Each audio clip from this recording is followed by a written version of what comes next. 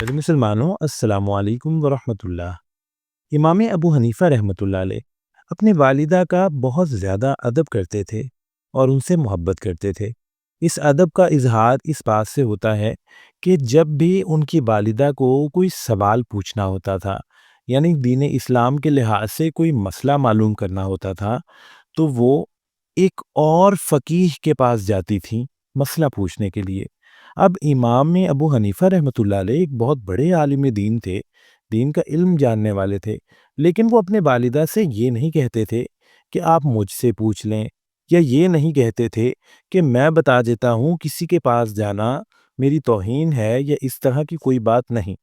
وہ خود اپنی والدہ کو اونٹ پر سوار کرتے اور اپنے ہاتھ میں اونٹ کی نکیل پکڑ کر پیدل چلتے، اور اسی طرح اپنی والدہ کو ان فقیہ کے پاس لے کر جاتے جو کہ علمی لحاظ سے امام ابو حنیفہ رحمۃ اللہ علیہ سے بھی کم درجے پر تھے۔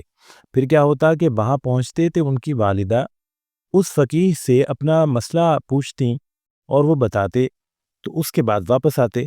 اب کئی مرتبہ ایسا بھی ہوتا کہ جب وہ وہاں پر گئے ہوتے تو ان فقیہ کو جواب نہیں آتا تھا، یعنی معلوم نہیں ہوتا تھا، آتا سے مراد کہ جیسے ذہن میں نہیں ہوتا یا سمجھ نہیں آتی، تو وہ فقیہ زیر لب اشارتاً یا آہستہ سے کہہ کر امام صاحب سے دریافت کرتے کہ اس مسئلے کا حل کیا ہے۔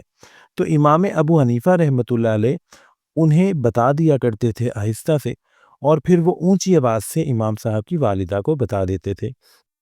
لیکن اس بات پر بھی امام ابو حنیفہ رحمۃ اللہ علیہ نے کبھی یہ نہیں کہا تھا کہ اماں جی آپ جن سے پوچھنے جاتی ہیں ان کا علمی درجہ مجھ سے کم ہے، یا وہ تو مجھ سے پوچھ کر آپ کو بتاتے ہیں۔ نہیں، وہ اپنی والدہ کا بہت ادب کرتے تھے اور یہ چاہتے تھے کہ والدہ جیسے مطمئن ہوتی ہیں ویسے مطمئن رہیں۔ پیارے مسلمانوں، دراصل بات یہ ہے کہ ہم مسلمان ہیں، اور دین اسلام میں ہمارے والدین کے ہم پر بہت سارے حقوق ہیں۔ ڈائریکٹلی اگر ہم دیکھیں، ہماری دنیا میں اللہ پاک نے ہمیں جو ایک پہچان دی ہے وہ ہمارے والدین کے ذریعے دی ہے، اور ہمارے اس دنیا میں آنے کا وسیلہ، ایک ذریعہ جو ہے وہ ہمارے والدین بنے ہیں۔ ہمیں چاہیے کہ ہم اپنے والدین کی بے حد عزت کریں، اور اللہ پاک نے انہی کے ذریعے ہمیں بہت عزت سے نوازا ہے۔ ان کے ذریعے اللہ پاک نے ہمیں بہت کچھ عطا کیا ہے۔ یہ دونوں رشتے ہی لازم و ملزوم ہیں۔ جہاں والدہ گھر میں رہ کر بچوں کی اچھی پرورش کی کوشش کرتی ہیں، وہیں والد صاحب گھر سے باہر رہ کر ان کی روزی روٹی کا بندوبست کرتے ہیں۔